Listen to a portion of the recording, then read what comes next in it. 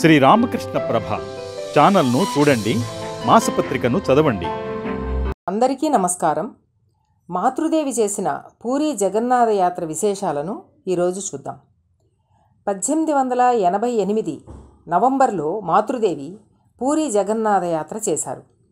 ఆమెతో రాఖాల్, యోగిన్, శరత్, యోగిన్మా, గోలాప్మా, లక్ష్మి మొదలైన వారు వెళ్ళారు.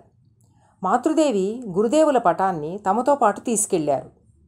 ఆలయానికి వెళ్ళి పూజించినప్పుడు గురుదేవుల పటాన్ని బయటికి తీసి వారికి కూడా స్వామి దర్శనం చేయించారు.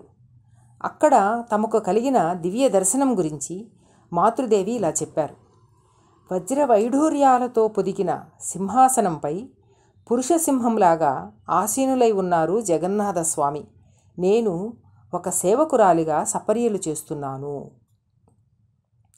వందలాది భక్తులు అక్కడికి వచ్చి జగన్నాథుని దర్శించుకునే దృశ్యం మాతృదేవుని చకితురాలిని చేసింది.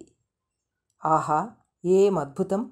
వీరంతా ముక్తి పొందుతారు కదా అన్నారు ఆనంద బాష్పాలు స్రవిస్తుండగా.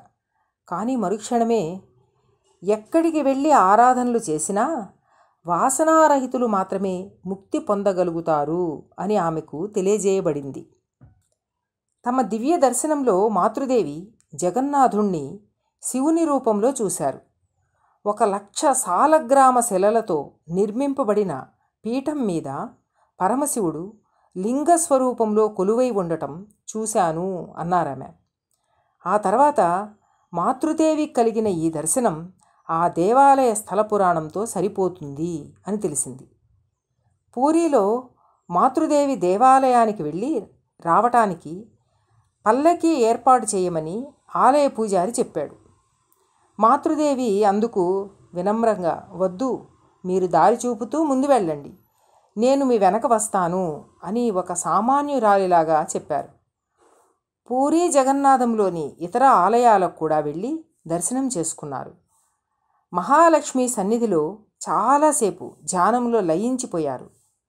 పూరీ జగన్నాథ యాత్ర మాతృదేవి మనస్సుకు ఎంతో ఆహ్లాదం కలిగించింది.